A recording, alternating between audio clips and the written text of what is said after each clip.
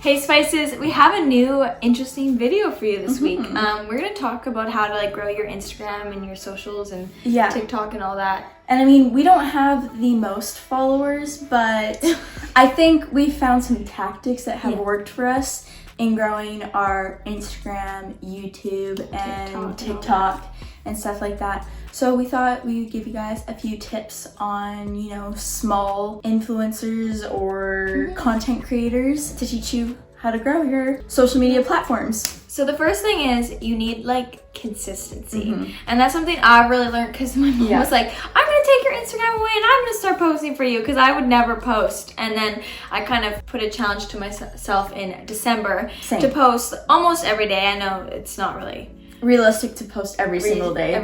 But then I realized I had a massive growth in followers when I posted every day. Of course, it's always sad when you see like minus 90 followers, but then you gain 200, so it kind of just like offsets. But some people get annoyed, which is fine, but the true followers will like love that you're posting, and then you can start to follow or start to grow a more dedicated following. Yeah, and also because the YouTube and Instagram algorithm is so weird, you have to be consistent so that you can break through that algorithm, because if you post more and people comment and share and save more, it spreads it out to more people. So that's what you might see is the percentage of people, if you look in your Instagram insights, which insights and analytics are such a huge thing, but if you look at the percentage of people who aren't following you that start seeing your photos, videos, stuff like that, then that can help you grow as well. And I feel like on like TikTok, the whole thing's like the For You page, but people kind of forget about the Explore page on Instagram. Yeah, for and sure. Like, I don't know, like even like I'm not really a big hashtag person, but that can help you get on the Explore page, which is then what she was kind of saying, like tagging into the people that are seeing your posts that aren't actually following you. So to not only think of just like the For You page on TikTok, but also the Explore page on Instagram, I'd say. And this also applies to YouTube because the algorithm for YouTube is if you are more consistent, YouTube will push your videos to the recommendation page more for other people, which for us, during lockdown, we decided to take YouTube so seriously and post twice a week and post good content. We really saw a change in our subscribers and people watching our videos. I think last year we had maybe, like, wasn't it 2,000? Maybe 2,000 subscribers. And within this year, we've gained 15,000. So, like, it just goes to show that, like, if you're not posting, you're not going to gain traction. Yeah, and so I think the second thing is finding your niche. So for us, we found that reaction videos do really well on our channel and we really like making them. So that's kind of the content we push more, as well as vlogs. And then we want to move more into stuff like this, like, and like helping you guys out. And this, and also some like the odd challenge. Yeah. Because like we are sisters, and so we're lucky that we have two people. So like what better thing to do with two people than challenges? So and like, pranks and like all that. So more like sister things together. You guys like the reaction videos, so we've been putting more out and seeing the results of it. Yeah, so that's kind of our niche. My goal for this year, I feel like I've neglected my Instagram and finding my niche for my Instagram. So I kind of want to focus more on like health and wellness and lifestyle and that type of stuff. Whereas, what would you say your niche is on Instagram? Well, I post a lot more like dance videos, I would say, than you. So I'm like dance videos, but also like the odd selfie in coffee shops. So it's like, it's more lifestyle, I would say, then. Because that's like, I just post like what I do in my days, and I guess people find it interesting, I don't know.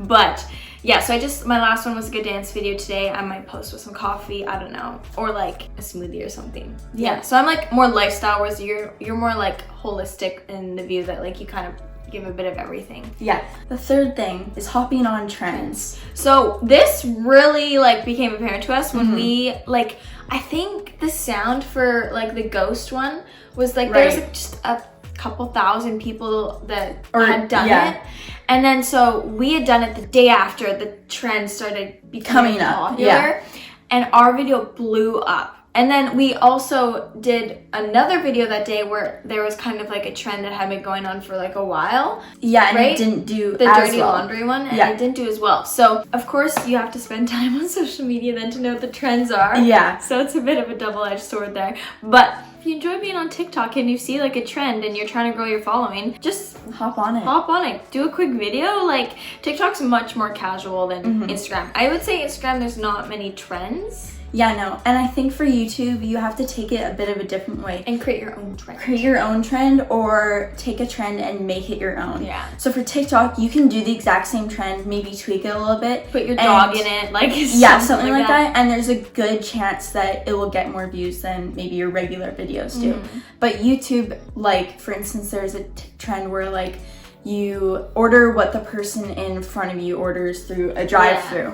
So I've seen so many YouTubers on YouTube, obviously, do that, but like, how can I make it my own that would make it stand out? Because trends aren't as, like, you don't, TikToks are 15, 30, 60 seconds, where YouTube videos like 8 to 10 minutes. So people are not gonna watch as many YouTube videos as they would as TikTok videos in one particular trend. So you have to make it a bit different. Another thing is always referring to your other social media handles.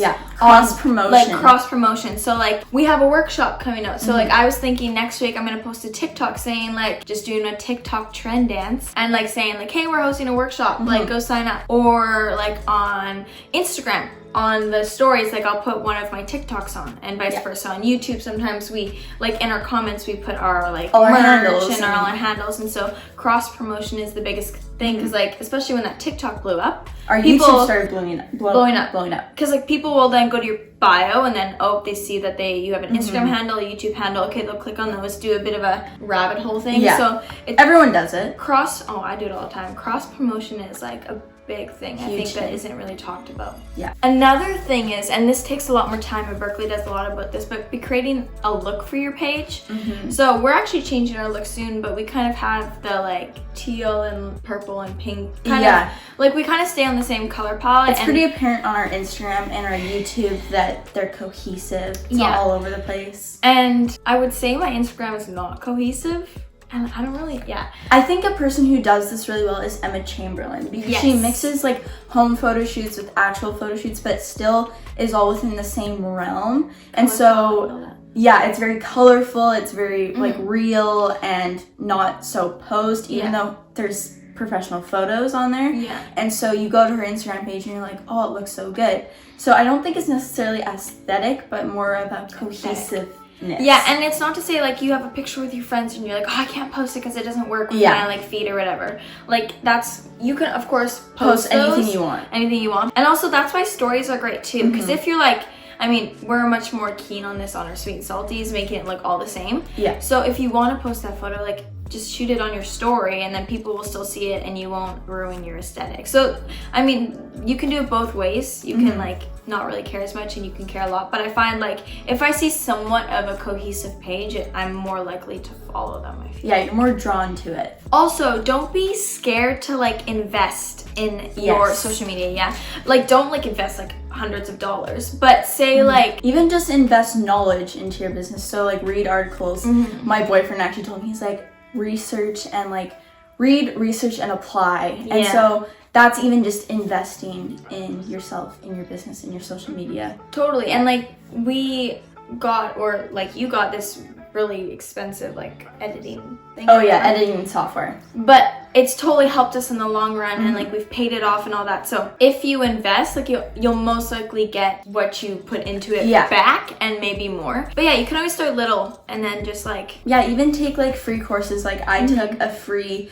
social media marketing course on HubSpot, and it helped me learn a lot more about how to market sweet and salty, how to market myself, and the different ways to do that. So I think learning and finding free resources, but then also spending like a little bit of money, because if you do put in that money, you'll most likely receive the benefits and the return of it, so that you can keep reinvesting in yourself. For sure. And a lot of like, there are the odd times where it's like you blow up and all of a sudden you're like famous, but that's usually not really realistic. Like it's actually a lot of work. Like it's a lot of strategy and like planning and posting and like just being consistent, right? So there's so many different things that go into it. People are like, well, I'm never gonna get famous because I can't blow up or whatever. I've been posting these videos, but like if you keep consistently posting those videos, like you will start to get more traction, because again, the algorithm will recognize that you're posting more and want to push your videos. So don't think that like everyone just like one video like blows them up and that's how you get famous. And that's like, it. It is a lot of work. So even if you just want to grow your following just a little bit so you can start some brand deals, like just start posting more and post things that you like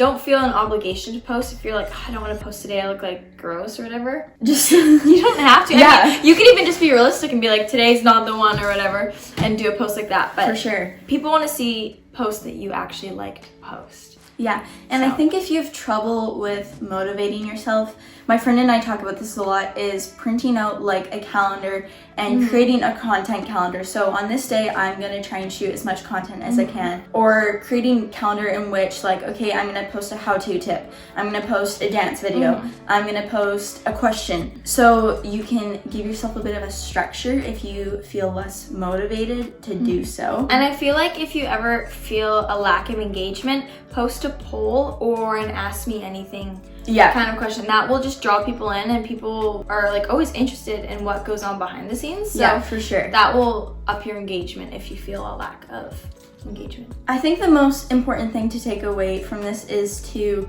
push yourself to create as much as you can, post as much as you can, but also you have to do the research and look at the analytics and the insights behind it. So a big thing that I do for the YouTube and the Instagram is I'm always looking at our insights and analytics, because yes, post what you want, but you also want to see how they perform. Because say you're posting something and it's getting, you know, maybe a quarter of the likes it usually gets, or only about 20% of the people who see your posts are seeing that one, you might want to just change maybe the way you approach it, not necessarily like take it away, but just tweak it to see if it will do better. For sure. And like that, like kind of an example of that is like posting what you ate for dinner. And like people might not like that. So if you say, hey, if you want to have a great workout today, this is going to give you the proper like energy and all that. And some people like just like switching that angle, and it doesn't have to be that, just can like make it seem more interesting, and people are like, oh, like I'm gonna keep like print that recipe off and keep it in my books for when I know I have a long day ahead of me or something like that. Yeah, for sure. I think that's like pretty much it. We kind of just word vomited. I'm gonna try and separate it into points post production in my editing. But I hope you guys found some helpful tips from this. We're just speaking from experience. We don't have all the knowledge in the world, but we feel like we've accomplished a lot of our goals, and we've grown a lot in the past, even just 9 months. So yeah, and if you find that you like certain content, like comment down below, and we always love to know what you guys like to see. Your feedback. Like we'd love feedback. So like if you're like, you said that you need to post more, but you're not posting more, so just call us out on it. If there's anything you want to see, just let us know in the comments, and we can't wait to see you in our next video.